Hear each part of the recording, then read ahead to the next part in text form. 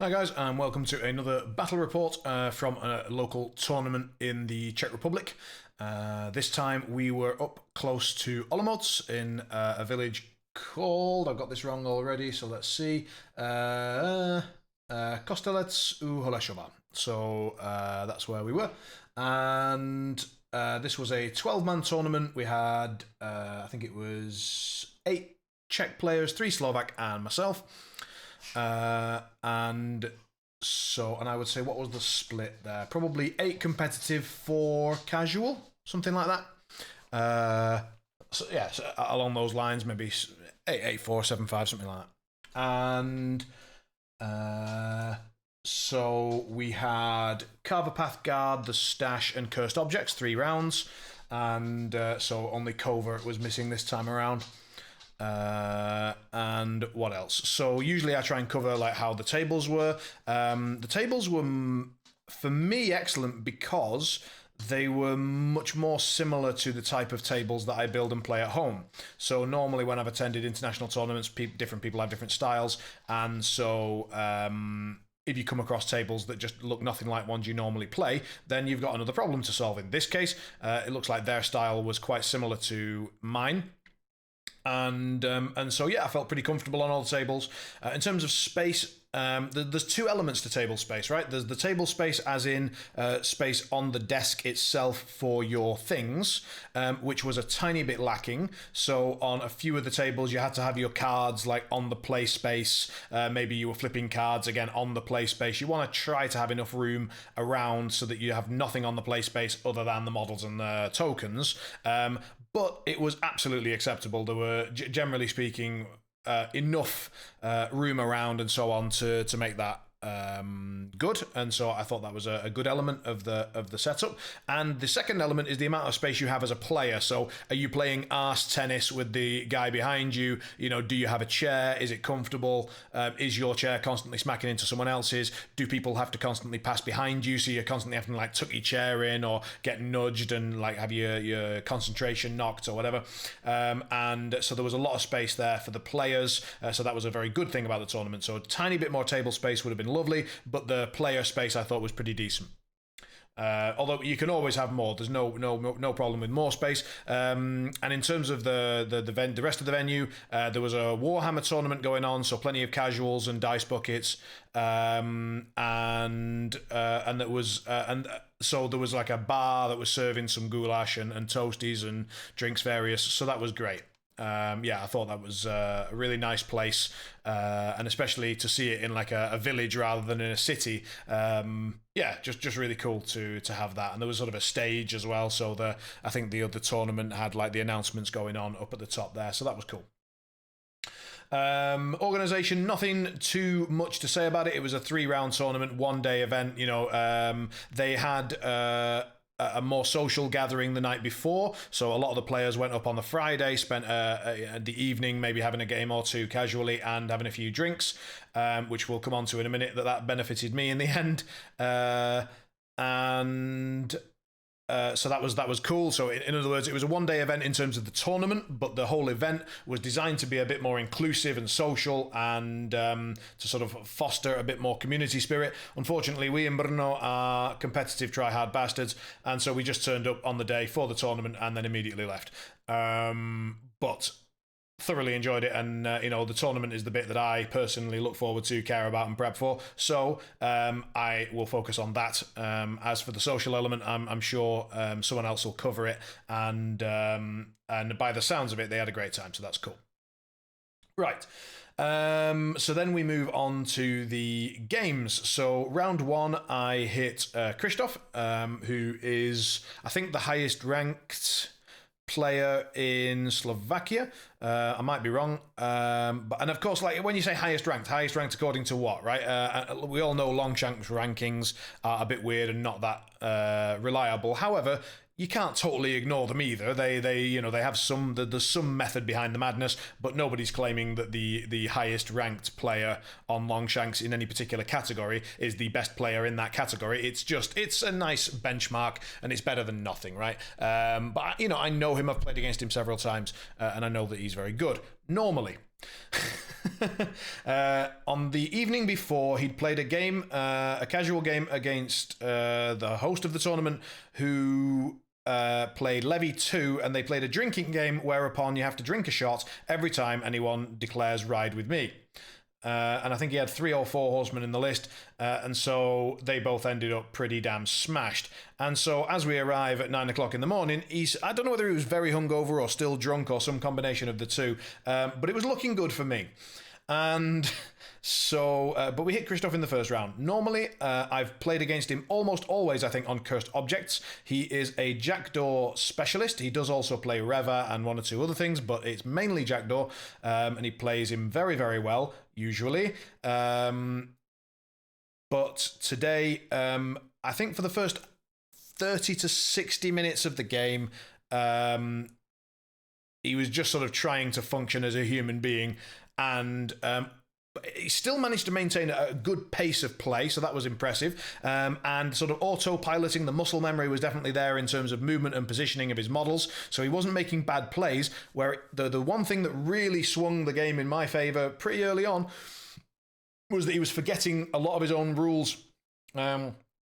In terms of like upgrades on my models, forcing me to discard cards and being able to move me. I don't think he did that until turn 3. He put the upgrades on me, just forgot to actually do them. So, you know, I gained staggered once or twice, and it wasn't like I was remembering and going, ha ha ha, you know, he forgot, therefore, nah. It was just, I don't know Jackdaw that well, and I have enough problems remembering all my own rules, so I let the opponent remember theirs, and if they need me to do something, they tell me and I do it. You're right. It's that's how I sort of play. So if he says discard a card and I move you, okay, I'll discard a card.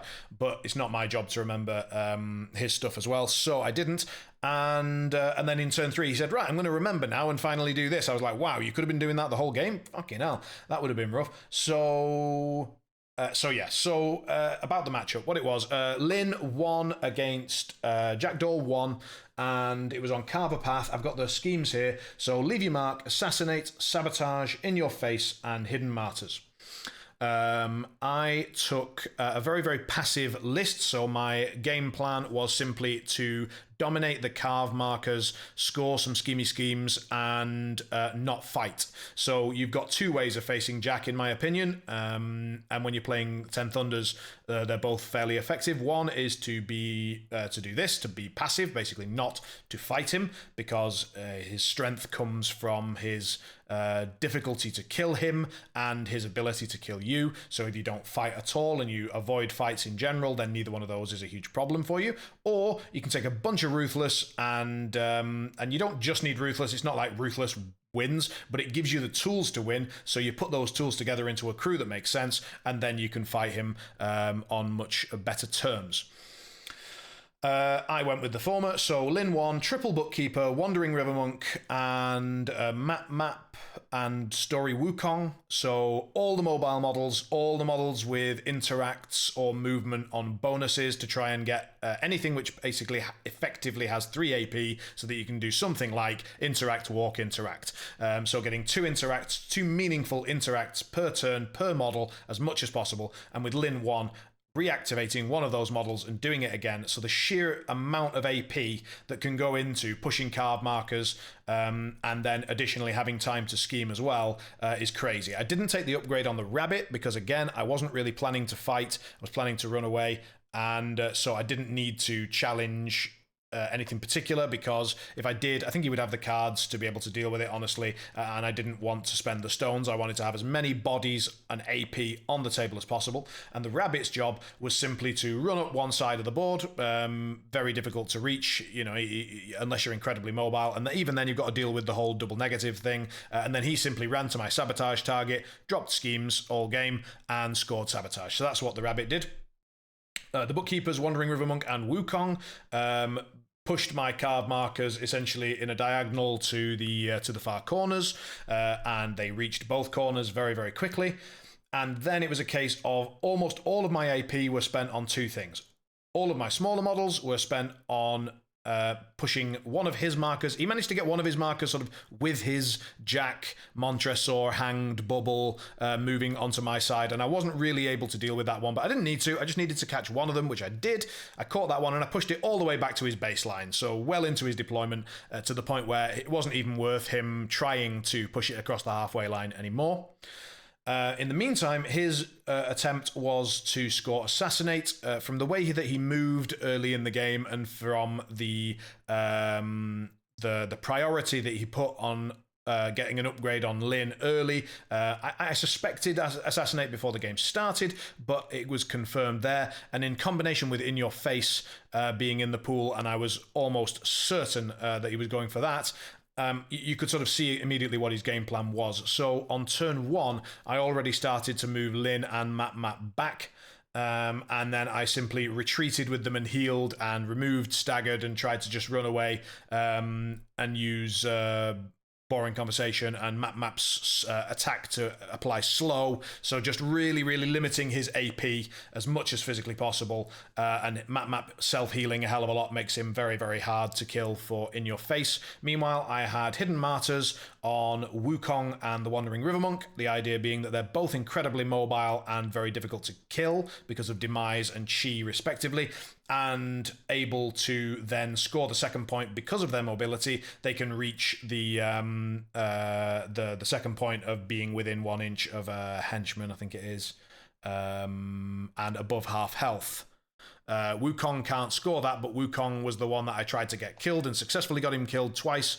So once for the Demise, came back in, dealt with some more strategy pushing, and then died again. Oh no, very sad, except that scored me Hidden Martyrs, and the Wandering River Monk had kept himself nice and safe all game, and then leapt in to score In Your Face. So that one finished off at 8-4. He did manage to get Lin down below half on the last turn, so he scored 1 for Assassinate. He did manage to leave Montresor in my deployment zone. The clock was coming down to the final seconds, and I just forgot. I basically just forgot. It was, last few seconds, needed to make sure I scored my Hidden Martyrs, and I could have probably, almost certain, probably done both and pushed him out and then scored it, but I didn't, so there you go. So I gave him 4 points instead of 3, but my 4 points for Carve were in the bag, and Martyrs was fine, and Sabotage was done by the Rabbit. It was miles away from the action, and he just didn't have the AP to go and deal with it. So that was round 1. That moved us into Guard the Stash flank with Assassinate, Vendetta, Spread Them Out, Set the Trap, and Secret Meetup. I met one of my locals, our bio player, who generally plays quite a lot of Clampets, but on Guard the Stash, I wasn't sure what he was going to go for. I know on Covert Operations, he'd been testing out some Brewmaster. I know that recently he's been tinkering with some Mar lists, so I wasn't sure, so I decided to not really try to tech, in a sense, against him with my Master. Guard the Stash is one of the strategies where I think 10 Thunders can be most versatile, and I don't mean that in the sense of the keyword, but in the sense that we can declare a lot of masters that are very reasonable on guard. So in my case, I'd be happy to play Lynch, Lin, Yoko there, and you might even play McCabe too there. I think there's lots of really good options for guard, and I went with Lin 2. So I declared Lin, he declared Brewmaster. I was pretty confident then that I wouldn't need marker removal stuff particularly, so I went with Lin 2, put some pressure on Brewmaster, and if there's a golem, I can deal with him. And I know he has 1 or 2 demises, I think, on his little whiskey thing he can blow up. So her killer late fees trigger is handy there sometimes. And of course, he's very reliant on triggers to get off poison and various other things. So if you can get Lin into his face, that will be good. With the crew, I went with a very mobile version of the crew rather than a bubbly one. So again, Wukong to go over to one side, Bookkeeper to go over to the other side. I did have the upgrade on the Rabbit this time because I figured I might be able to put the challenge onto Brew himself and cause him some problems. Never ended up really working out. The Silent Protector Rabbit was my biggest mistake this game. I shouldn't have put it on him. It wasn't necessary, and the Rabbit was very vulnerable to the drunken kung fu of the Brewmaster, so he's a very, very capable rabbit killer. And B, I misplayed the Rabbit, and I ended up just jamming him into Shoujo and having him basically sit there and do very little, so that wasn't great. Yeah, sad times. But I took Chiaki so that I had condition removal, and her Hole in the World trigger is very handy on stat 7 to be able to make swings of models on guard. So if you need to sort of get a model of his out of a zone and then put Chiaki in or something, that can really swing things around. Yeah. So that was very useful. And of course, Lin 2 gives me another method of condition removal, and Map gives me a third condition removal. So his ability to put poison on me was incredibly low, and my ability to remove poison from him came with Chiaki. And I know that it can be prevented within 8 of Brewmaster, but A, you need a line of sight, B, you need to be within 8, and C, you need Brewmaster alive. And I was planning to make sure that at least one of those 3 things was not happening at any time, and then try to remove his 25 poison or whatever the hell he's managed to build up. So with that game, and with the Paper Tiger there to be able to roar Than and Map and Lin up the table, I was able to get across. It was corner deploy, flank deploy, and I was able to get my models over the halfway line, surrounding the central markers, so the central 2 guard markers. I was basically owning those, and in fact, sort of in position to score them at the end of turn 1.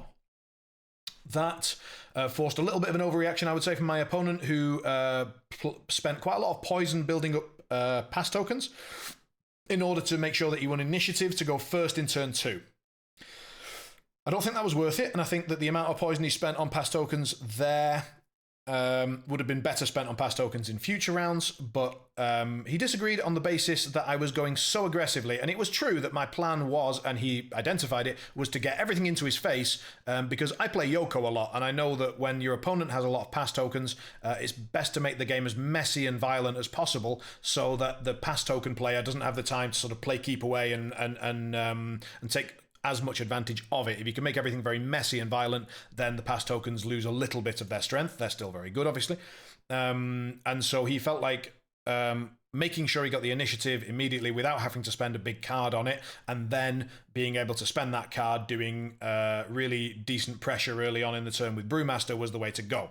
So that's what he did, and but the pressure really wasn't as significant as he was hoping. So there was a piece of severe terrain, like a trench thing that if you fall, you take 1 damage, blah blah blah. And so he was using Brew to sort of slide me 1 inch, touch the severe, then slide himself occasionally whenever he was butterfly jumping to go and touch and then reduce his poison and make me take another damage. So lots and lots of ping attempts, and he put that damage, in my opinion, unwisely into Lin. He didn't have a lot of options. He had Lin or Map. They both have a crap ton of self-healing. Lin, whenever a story model damages anything within line of sight, plus her bonus, plus Than's ping aura, plus Map can heal other models. Map can heal himself for a lot, depending on the number of slow models around. So I had a lot of healing. So I think just sort of putting out some damage, normally that equates to pressure against lists that don't heal, but against lists that heal a lot, the pressure really isn't there in my eyes.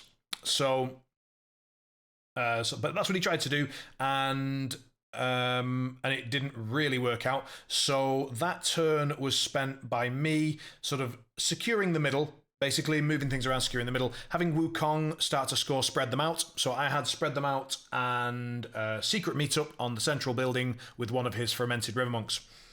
He was trying Set the Trap and Vendetta. He had Vendetta with Bo Peep against my Paper Tiger. So turn 2, securing the mid guard points, moving a Bookkeeper over to the other one, and Wukong over to the other one, and Wukong then sort of using his bonus and some AP that he had kicking around to just drop some schemes ready for Spread Them Out. So that was good. He was getting himself ready with lots of poison on his own models, and as I say, trying to put some pressure on the middle, and moving some fermented river monk in as well, I think, trying to take advantage of his 2-inch reach to sort of mess around with my order activation a little bit. I think the sort of highlights of that game then was Bo Peep came flying across, reckless move, charge, something, and managed to kill heavily wound the Paper Tiger, leaving him on 1 box, I think, so scoring Vendetta. Surprised me a bit. I was not expecting that. And the reason it surprises me is because Bo Peep, yes, she's good at scoring Vendetta, very good at sort of guaranteeing damage with Rampage and Reckless and this and that, but very poor at then living to score the second point. He conceded that was true after the game and sort of said, right, but I needed to score 1 point, and I felt like that was a really easy way to guarantee 1 point, and I'd rather have a guaranteed 1 than a potential 2, potential 0 sort of situation. Right, okay. So that's what he did, and but the problem for him was that he sort of put a lot of eggs in one basket, which was around the Paper Tiger, was one of the strategy markers. He moved then one of his Gamin and one of his fermented river monks there, so he had 3 models on it and was sort of counting on that to score his guard point for that turn. So then he'd have guard and Vendetta ready to go. Unfortunately, Lynn was able to push herself back with a front of card, get within 10 of the Tiger, heal him, and I popped the tome trigger, which pushes models within 3 of the healed model 3 inches away. So in other words, I just blasted all of his models away from the guard marker, prevented it from him, scored it for me, and healed the Paper Tiger up to 3. So he wasn't as easily killable the next round. It makes him work a little bit for the Vendetta at least. And honestly, I wasn't that bothered about the kill on the Paper Tiger because I was pretty confident I was just going to kill Bo Peep. So, make it harder for him. Then Lynn charged back into Brewmaster and hurt him a fair amount. Quite a lot, actually. I think I had pretty good cards, so I smacked Brewmaster pretty damn hard, and that was the turn. So I scored guard. I think I managed. Did I score spread them out immediately? I definitely scored it eventually, but I scored spread pretty quickly. Game went on. He tried to go first again in the next turn successfully. Brewmaster ran away, essentially ran over and killed the Paper Tiger, so tried to sort of give me some work to do. I used Lynn, I think, to go and finish off Brewmaster, or did I use someone else? I think it was Lynn. Might have been Than, don't know. Killed the Brewmaster off, and then from there, he no longer has the protection against removal of poison. So Chiaki starts to remove all of his poison, and then I can start to kill his models. Bo Peep went down either to Lynn or Than, whichever one didn't kill Brew, and Wukong went over into the back and sort of scored the only on diagonal guard. There's one guard marker which is in their side of the map. So Wukong sort of sat on that one and just said, right, well, do you want to come at me or not? He didn't, so he just continually pissed out schemes for spread. Rabbit, as I said, kind of just got jammed up with Shoujo, and there was lots of little bits of maneuvering in the middle and movement shenanigans to try and control the guard markers. But eventually, the bio player Yurka clocked out, and so then it was just a case of me sort of working out, right, how do I score my remaining points? No problem. Secret meet up there, spread them out there, score guard here, move this model, move that model, beckoning call. And we agreed that because I was pretty short on time as well, that I wouldn't have. It was probably physically possible to score every single point, but I almost certainly didn't have time to score every single point. So in the end, I think it was 7-3. He scored 1 Vendetta, 1 guard, and 1 something else. What was it? Set the trap. He did manage to get set the trap. Yes. I can't remember how he got it. Just putting down schemes next to models that had already activated. I have some out of activation movement. I used some of it. He used some more scheme markers. He got it in the end. Fair enough. No chance for the second point. So that was game 2. And that moves us into game 3. We now have, because we didn't have enough rounds to guarantee a winner, so we had 3 undefeated players. So one of us was paired down. going into the final round. That was myself, Rox, who often wins some of the events, Uri, the other excellent player from Bratislava, and I think Rox was paired down into my opponent from round 2, and I ended up facing Uri. Uri was attempting some achievements from our Bat Times league system. So for those who don't know, our various cities, Prague, Brno, Bratislava, and this place near Olomouc, all got together and agreed to play a league system, scoring some achievements for sort of casual players, tournament players, different things you can try to do, like offering your opponent 2 masters or more and letting them choose, or trying to play a fixed list in every round of the tournament, or cosplaying a master that you bring to the tournament. So there's lots of different achievements for different things that you can do. I don't go for much of that really. I'm just trying to win, but it does bring a lot of interest to the sort of players that get bored of just GG3 again and again and want to do something different. So for them it was great, and Uri was one of the guys who helped come up with the system, so unsurprisingly he really enjoyed it and was trying to score, I think, 2 separate achievements. One, he was trying to assassinate his opponent's master in each of his games, and he was also playing a fixed list. So I actually I decided not to go and ask his previous opponents what his fixed list was. I just knew that he was playing Vix 1, so it was Vix 1 and I knew that going in. I'd already prepared a Lynch 2 list for cursed objects. I didn't see any reason to change it based on his master or the table or the pool. The pool was cursed objects with breakthrough, sabotage, in your face, load them up, catch and release. In your face is perfect for Huggy. It's basically designed for Lynch 2. And then you've got 2 possibilities, in my opinion. You can take a Wandering River Monk and score catch, or you can take Kitty and score breakthrough. I went for the latter, because she's just very handy in general, and she synergizes very, very well with Huggy. Being able to push an incorporeal monstrous model 6 inches around, or 12 inches if you're close enough, is just enormous. So my opponent was not very optimistic about his chances, but I know he's a good player, and he sometimes underestimates himself, so I was duly careful. I felt like very fortunate because I was the attacker on a table where there was one corner deployment that was clearly very unpleasant, so I put him in that one. And he had to deal with a massive train that was in the way, and a fence and a building, and he basically got tunneled into a bottleneck. I had Fuhatsu ready for anyone that chose to come out of that bottleneck, and Huggy obviously making things difficult for him as well. So we started off and I did my usual thing. So my Kunoichi hands out focus, my Gwyneth draws me a glorious hand, Lynch brings Huggy and Fuhatsu forwards so that they're ready to shoot and kill or obey as wished, and he simply needed to unpack out of the mess that he was in the corner. So he tries to sort of bring everyone forward, get the Vix ready to go fucking ham the next turn, and trying to get Vanessa within range to be able to reach the midline so that she can do her midline shooting at stat 8. He'd managed most of that. I disrupted it a little bit by running Huggy in, doing an obey on his bishop, who then charged backwards, blocking his own models in that had already activated and staggering one of the Vix.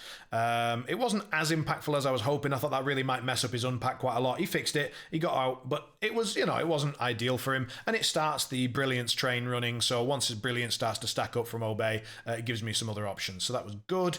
And then it was a case of sort of threatening him with Fuhatsu and threatening him with Huggy, and him trying to figure out how he was going to get in and start doing damage. Turn 2, the problem when you're playing against Huggy is you need to be aware of his damage potential, and even when you still sometimes forget that with a 13 and a red joker, or 13 rams and a severe, he can do 8 damage with a stone, or 9 damage with a stone and a red joker, so that is serious damage. And with Kitty, as I said, you can push him 12, and then he can charge another 12, and then, well, he can technically charge 18 and have another reach too, so he can reach anywhere on the board, pretty much, and dish out 8 damage somewhat reliably if you don't have hard to wound or some other defensive tech.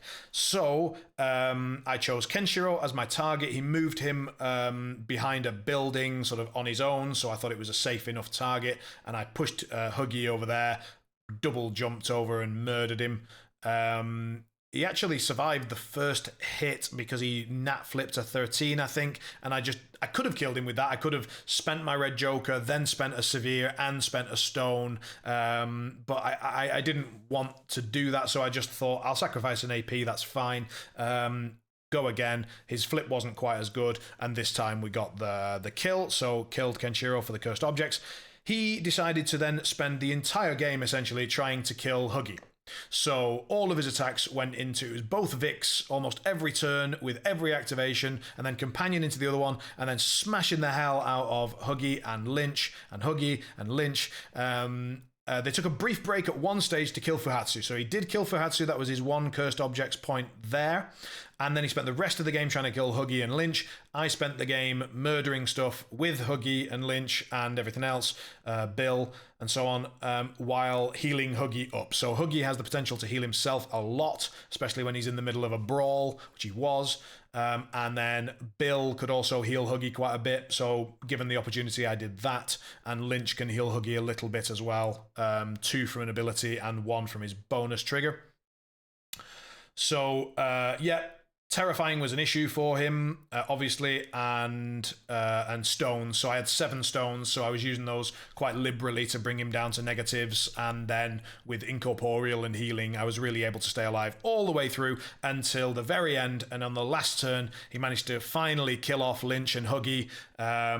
And was very pleased because he managed his assassinate sort of achievement objective, not the scheme. It wasn't in the pool, but he wanted to do that. It scored him his cursed objects token, and unbeknownst to him, it prevented my way of scoring the second point of breakthrough. So on turn 4, I moved Kitty a full 12 and then dropped a scheme marker with a bonus action, scored breakthrough, and my idea was interact, bonus again to drop the second scheme marker, and then all I need is Huggy to get 1 obey, and then move her away, and then get Huggy to do 1 obey, drops the third scheme, breakthrough, scored, and we've got the 8 points. Lovely.